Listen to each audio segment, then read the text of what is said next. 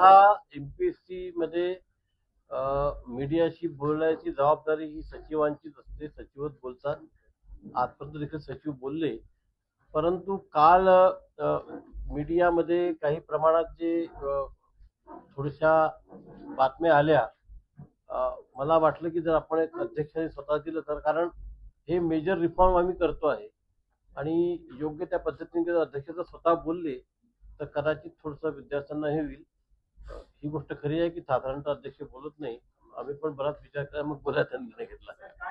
तर मागच्या काही दिवसांमध्ये एमपीएससीने त्यांच्या परीक्षा पद्धतीमध्ये फार मोठ्या प्रमाणात रिफॉर्म केले. याचं कारण असं आहे की 5 मे 2026 रोजी सामान्य प्रशासन विभागाने एक ऐतिहासिक निर्णय घेतला आणि अनेक सेवांचं एकत्रीकरण करून ज्या वेगवेगळ्या परीक्षा वेगवेगळ्या एजन्सीमार्फत होत होत्या, त्या सर्व परीक्षा घेण्याकरता आता एमपीएससी एक मात्र ऑर्गनायझेशन राहणार आहे. आम्हाला ती घटनेने पण जबाबदारी दिलेली आहे आणि साधारणतः दरवर्षी 5,000 ते 6,000 जी आम्हाला रिक्रुटमेंट करावी लागायची, ती या निर्णयामुळे 50,000 ते 60,000च्या आसपास होणार आहे. एक एवढी मोठी जबाबदारी एमपीएससीने आमच्याकडे दिलेली आहे. त्याकरता आम्ही आमच्या बिझनेस प्रोसेसेसमध्ये आमच्या कार्यप्रणालीमध्ये बदल करतोय.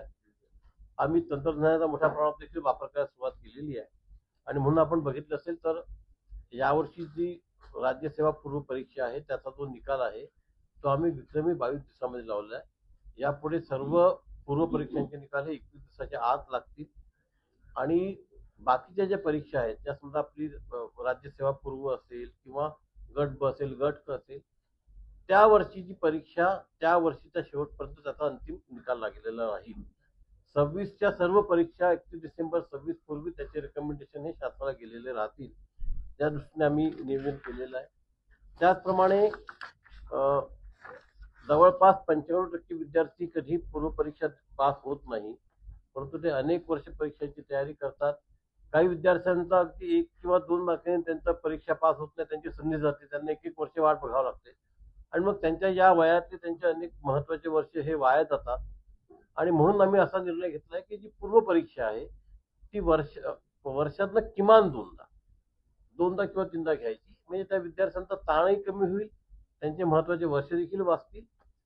आणि आता एवढ्या गोष्टीचं आम्हाला समजा वर्षातून 2-3दा परीक्षा घ्यायच्या आहे, 5,000च्या की 50,000ची भरती करायची आहे, तर निश्चितपणे आम्हाला थोडा तंत्रज्ञानाचा वापर करावा लागेल. त्याच्याशिवाय सगळ्या गोष्टी शक्य नाहीये आणि हे सगळं करताना आपल्याला निकाल पण वेळेवर लागायचे.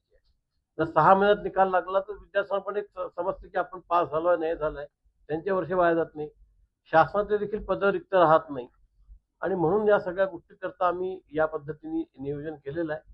त्यातला जो एक मुख्य मुद्दा होता की आम्ही या परीक्षा सीबीटी बेस घेणार आहे.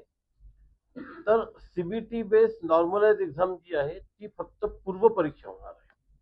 ज्या मुख्य परीक्षा आहेत त्याच्यामध्ये कोणताही बदल नाही आहे. सर्व मुख्य परीक्षा या पूर्वीप्रमाणेच होतील, पण ज्या पूर्व परीक्षेमध्ये आम्ही नॉर्मलायझेशन करू, ही जी पद्धत आहे ही सर्व देशातल्या बहुतेक संस्था ती पद्धत वापरतात. वेल प्रूव्हन पद्धत आहे. एमपीएससी देखील आता जवळपास 130 परीक्षा या सीबीटी बेस घेतलेल्या आहे. त्यामध्ये कुठेही काही कोणाला शंका नव्हती. सुप्रीम कोर्टाने याचे फॉर्म्युले सगळे मान्य केलेले आहे. आपण जर फक्त एका मागच्या वर्षाचा विचार केला तर देशामध्ये स्टाफ सिलेक्शन कमिशनने जवळपास 90 लाख विद्यार्थ्यांची परीक्षा घेतलेली आहे. रेल्वे रिक्रुटमेंट बोर्डाने जवळपास 1,90,00,000 विद्यार्थ्यांची परीक्षा घेतली आहे. IITची परीक्षा नॉर्मलाइज मेथडनी होते. जेईची परीक्षा नॉर्मलाइज मेथडनी होते. IBPS नॉर्मलाइज मेथडनी परीक्षा घेतं. कॅट जी आहे IIMची परीक्षा ती देखील नॉर्मलाइज मेथडनी होते. आणि आपण जर महाराष्ट्राचा विचार केला, अगदी 10 दिवसापूर्वीच महाराष्ट्राने सीईटीची परीक्षा घेतली, त्याच्यामध्ये 16,30,000 विद्यार्थी बसले होते. आता आपण बघा सीईटीची परीक्षा जे ह्या जवळपास 2022 पासून घेतात. आता जे विद्यार्थी या परीक्षेला बसतात आहे त्यातल्या अनेक विद्यार्थ्यांनी 12वी नंतर ही परीक्षा दिलेली आहे, पण त्यांच्या आता काही नवीन नाही आहे. अनेक विद्यार्थी असे होते ज्यांनी 12वी नंतर सीईटीची परीक्षा दिली, आता ते ग्रॅज्युएट झाले आणि आता ते आपली एमपीएससीची परीक्षा देतात आहे. त्यामुळे त्यांच्याकरता पण काही गोष्ट नवीन नाही आहे. याची सगळी आम्ही तयारी केलेली आहे.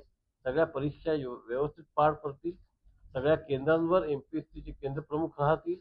इन्व्हिजिलेशन जे आहे ते त्या ठिकाणी सरकारचे आमचे नियुक्त प्रतिनिधी त्या ठिकाणी राहतील आणि सीडॅक ही संस्था आहे केंद्र सरकारची ती या सगळ्यांचं सिक्युरिटी ऑडिट करेल. त्यामध्ये कुठे गडबड होणार नाही याची खात्री करेल आणि विद्यार्थ्यांनी विश्वास ठेवावा. जो विश्वास तुम्ही आमच्यावर अनेक वर्ष दाखवलेला आहे तसाच विश्वास ठेवावा.